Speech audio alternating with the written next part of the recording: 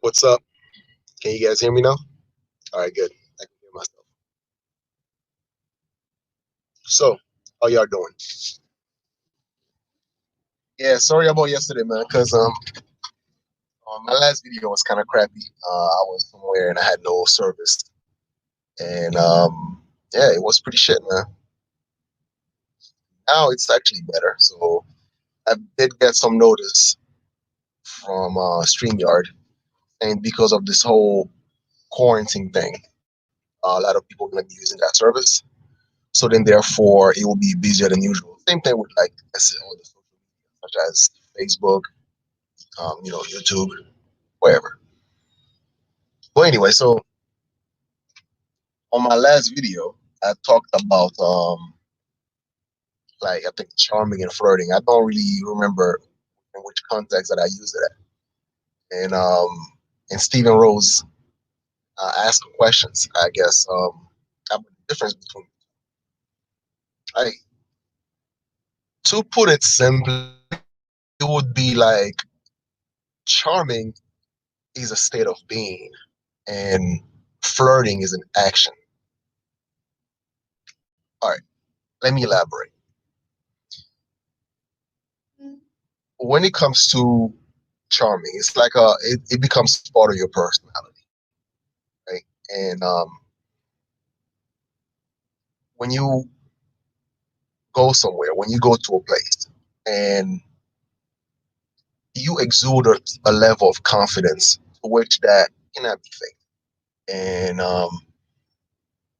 it is a type of mentality to which you don't have to convince anyone that you are confident or you are confident. You don't have to convince anyone that you are assertive.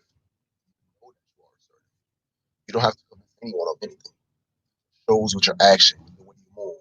And I think that's what I would say the black manosphere would refer to as nigga juice, right? But it's not really that per se. It's I mean, you could call it like a swag, you could call it like a whole bunch of stuff. But it's like here's the thing with charming and flirting, right? With charming, your confidence is it's not about the person that you are actually talking. Say for example, when you go to a restaurant or something like that, or you go to a place where you are conversating with somebody, it's not about that person. You know, it's about the way you talk, the way you operate in the world. And when you ask for something, hey sexy, how you doing? It's like when you ask for something, right? You ask for it, but already know that it is already yours. So then, therefore, when you are, say, you are talking to the opposite sex, and it puts the female in a weird position because you're not, you have not established what you want out of her. You are simply being yourself. And now, with that limbo, that confusion now puts her ego in a state of confusion because sex, it's easy, they can deal with that. You know, with flirting, it's all about invoking sexual connotation. You're trying to imply certain things, and to which now it becomes like a tug of war. To which now the woman feels more control of the situation because with sex, she already established what you want. When it comes to flirting, she now has more of a control of the situation, and it's up to her whether or not she can reciprocate your advances or whatnot.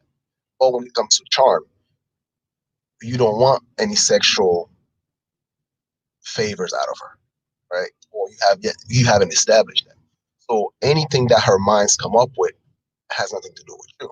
You're not trying to actually be the author of her desire. You're not the one painting the in her mind. So then, therefore, the confusion is like, okay, she's feeling some type of way about the situation, about your presence, or the way you talk to her. And now she doesn't know how to react to it because it's like, are you being charming because that's who you are? Or are you being charming because you somewhat like her or you desire her? Well, she doesn't know that. And the fact that you has yet to establish any sort of approach towards her. And now it's like she's trying harder to please you. You know, it's like, how should I put it? All right, it's kind of like, you try to make your boss happy, right? You try to make your boss happy because you like when your boss acknowledge your hard work, your dedication, when your boss acknowledge, appreciate what you do. It's different versus when someone try to flirt with you, and then now you are in control. Well, should I say, the person that you are flirting with, not in control, but actually have leverage now. It's all about leverage. So, and like, I'm gonna give you an example, right? Who's okay? Obama would be considered someone that is charming, right? Obama's charming. Um, you could say, let's say when it comes to these YouTube streets, I think that are charming. C Boogie. C Boogie is one of the another YouTuber that's charming. LAR Movement, he's charming. Um, Shaolin, fantastic. He's a charming dude because it's like you can tell just interacting with these folks, right? Or just the way they talk, they have the confidence to which now they don't have to prove anything to you. It's just like their body language, their mannerism, everything already says it all. So then, therefore, it's easier to switch from being charming to being flirty.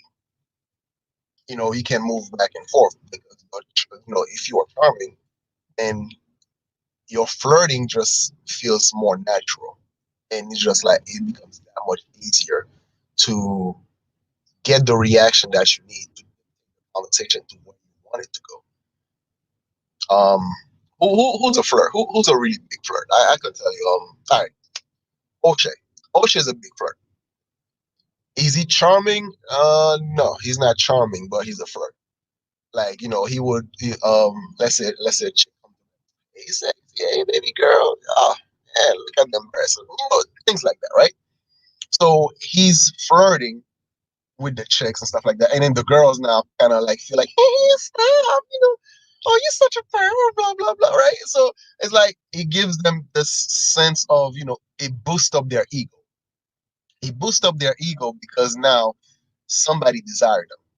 Somebody try to get into their pennies. But with flirting, I mean, with charming, their ego's not boosted up yet.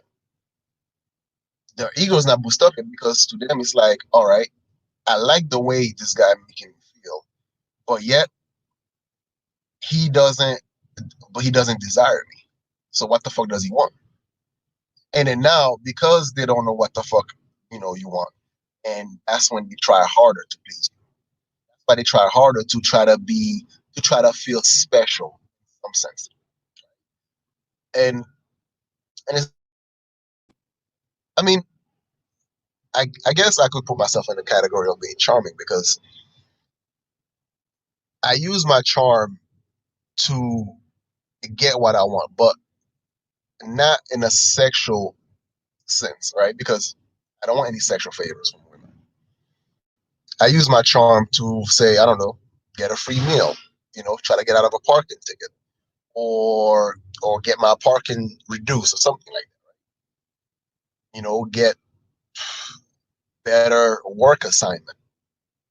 Get it's like when I ask for something, right? And when it doesn't get delivered, it almost feels like the person feels bad because they couldn't um they couldn't give me what they wanted. And which is kind of weird. It's like a weird feeling because it feels like they are, I don't know, like people don't like displeasing. Not because that I'm an asshole. I'm not. I mean, I can be an asshole, but the feeling of acknowledgement or the feeling of um not being appreciated, the feeling of being appreciated, people value that a lot. And when you are a charming person and you're like people like being around you, there's this good emotion that people like, and it's like it's very attractive. So to make long story short, like I said, being charming is a state of being, and being flirtatious, flirting is an action. So you have to purposely guide the conversation to where you want it.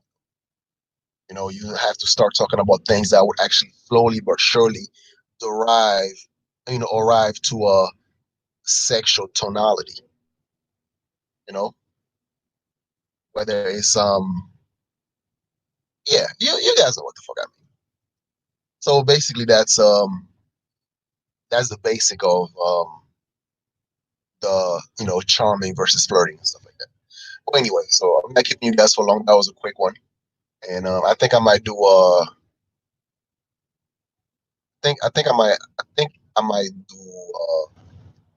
a stream with Steven Rose later on today. I don't know yet, but we'll see. All right, guys. So not keeping you for long. Let me know what you guys think in the comment section, and if you have any objections or something different that you want to add on. All right, peace. Hi, series. I see you, man. Talk to you in a bit. All right.